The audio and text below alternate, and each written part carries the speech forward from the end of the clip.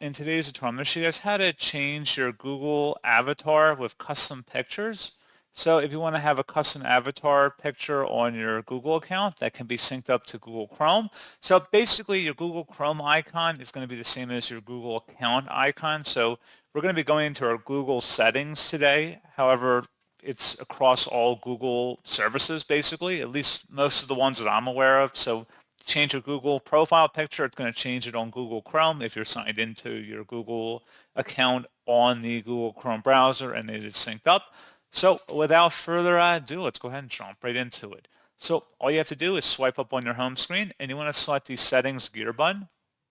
And then you want to select your user icon up at the top right. Select the personal info tab. Versus profile picture, add a profile picture to personalize your account. Select your little profile icon here. And then select add profile picture at the bottom. And then at this point you can select from one of Google's default ones here, or you can go underneath Google Photos if you have anything synced up with Google, or you can access your device photos by selecting the other tab up at the top, and you can go through any photos that are saved on your phone.